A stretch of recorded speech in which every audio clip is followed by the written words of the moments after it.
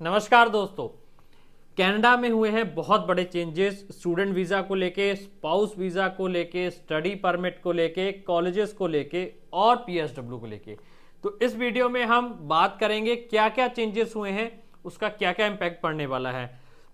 और ये जो चेंजेस हुए हैं इसमें डिटेल्स वीडियोस की भी हम सीरीज बनाएंगे, जो आपको और वीडियोस देखने की मिलेंगी कि क्या क्या चेंजेस हुए हैं, उनका क्या क्या प्रोसीजर रहेगा। तो ऐसी इंफॉर्मेशन के लिए हमारा चैनल जरूर सब्सक्राइब कर लीजिए ताकि आपको अपडेट इंफॉर्मेशन मिलती रहे। तो 22 जनवरी को कनाडा में इमिग्रेशन मिनिस्टर ने जो चेंजेस किए उसमें सबसे बड़ा चेंज था कैपिंग की। हालांकि हमने प्रीवियस वीडियोस में भी बात करी है कि कैपिंग होने वाली है कनाडा में स्टूडेंट वीजा को लेके, तो उन्होंने 22 जनवरी को ही कैपिंग जो की वो लागू कर दी गई। मतलब 22 जनवरी से ही जो है कनाडा में स्टूडेंट वीजा को 2024 2025 मतलब जो कैपिंग है वो 2 साल के लिए इंप्लीमेंट की गई है। हालांकि वो परमानेंट कैपिंग नहीं है, that is a temporary capping. वो करने का रीजन है कि जो रश स्टूडेंट्स का खासकर को पर्टिकुलर रीजन्स में, जैसे हम बात कर ले टोरंटो ब्रैम्पटन में बढ़ रहा था और हाउसिंग क्राइसिस हो रहे थे, उसको लेके उसको प्रॉपर एक स्ट्रीमलाइन करने के लिए किया गया है। तो जो कैपिंग है वो 23 के वीजास जो आए हैं उसमें से 35% कट करके मतलब 3,64,000 कर दिया गया है। और कैपिंग जो लागू होती है वो basically 12th pass out students जो यूजी प्रोग्राम्स के लिए जा रहे हैं उन पे लागू होती है। मास्टर्स और पीएचडी स्टूडेंट्स कैपिंग से बाहर हैं, उन पे कोई कैपिंग लागू नहीं होती है। देन उन्होंने स्पाउस वीजास जो है ओपन वर्क परमिट जो मिलते थे स्पाउस वीजा को वो बंद कर दिए हैं। उसकी अभी डेट्स या कोई डेडलाइन नहीं दी है, उन्होंने ये लिखा है वीक अहेड्स। वो कितने टाइम में होंगे वो आने वाले दिनों में हमें पता चलेगा कि कब से स्पाउस वीजास बंद होंगे।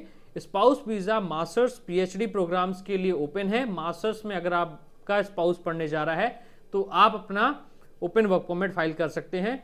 स्पाउस वीजा बैन जो है ये अदर देन मास्टर्स और पीएचडी प्रोग्राम्स पे लागू होगा।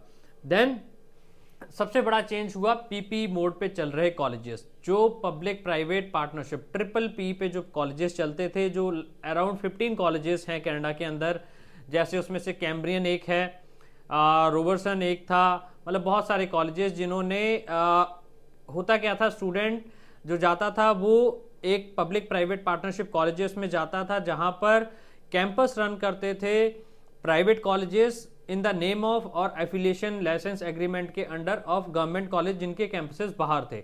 तो उनमें जो स्टूडेंट जाएगा 1 सितंबर के बाद, ये डेट नोट कर लीजिए, बहुत इंपॉर्टेंट होने वाली, बिकॉज स्टूडेंट बहुत जल्दी घबरा जाते हैं।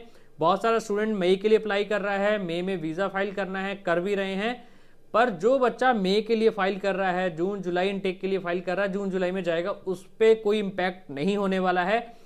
जो बच्चा सितंबर इनटेक के लिए अगर इन कॉलेजेस में अप्लाई करता है तो उसको पीएसडब्ल्यूपी नहीं मिलेगा, पोस्ट ग्रेजुएट वर्क परमिट नहीं मिलेगा। हालांकि इस पर भी अभी क्लियरेंस आना बाकी है कि वो कॉलेजेस गवर्नमेंट के साथ में क्या सॉल्यूशन लेके आते हैं, बिकॉज कॉलेजेस में बहुत सारा स्टूडेंट्स पढ़ रहा है, पढ़ने भी जाएगा, तो उसका क्या प्रोसीजर रहता है वो आने वाले टाइम में पता चलेगा। बट मे स्टूडेंट्स वालों के लिए कोई इशू नहीं है, मे स्टूडेंट्स वालों के लिए वर्क परमिट मिलेगा ही मिलेगा। अभी न्यूज आने के बाद बहुत सारे इश्यूज ये भी उठे कि प्राइवेट कॉलेजेस का जिनका वर्क परमिट था, यूनिवर्सिटीज का, जो कॉलेजेस का प्राइवेट कॉलेजेस का जो अच्छे कॉलेजेस हैं जिनका वर्क परमिट या यूनिवर्सिटीज हैं जिनका वर्क परमिट खुद का था और है वो रहेगा, उसमें कोई चेंजेस नहीं है। इसमें कंफ्यूज होने की जरूरत नहीं है। ओनली और ओनली जो पीपी मोड पे 15 कॉलेजेस थे उनके लिए ये है, बिकॉज उनके सिटीज के अंदर कैंपसेस थे। देन सबसे बड़ा जो चेंज था वो अटेस्टेशन लेटर के लिए, क्योंकि कोटा कर दिया गया।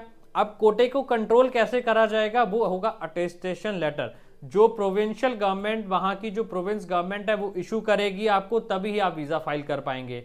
तो इसमें जो यूजी स्टूडेंट्स हैं उनको वीजा फाइल करने से पहले पहले अटेस्टेशन लेटर लेना बहुत जरूरी है। इसके लिए उन्होंने एक डेडलाइन डेट दी है 31 मार्च, वो हम आगे वीडियोस में बात करेंगे। 31 मार्च का मतलब क्या है, 31 मार्च तक जो है आपको अटेस्टेशन लेटर का प्रोविंशियल गवर्नमेंट को अपना प्रोसीजर स्टार्ट करना है ताकि मई वाले स्टूडेंट्स वीजा फाइल कर सकें।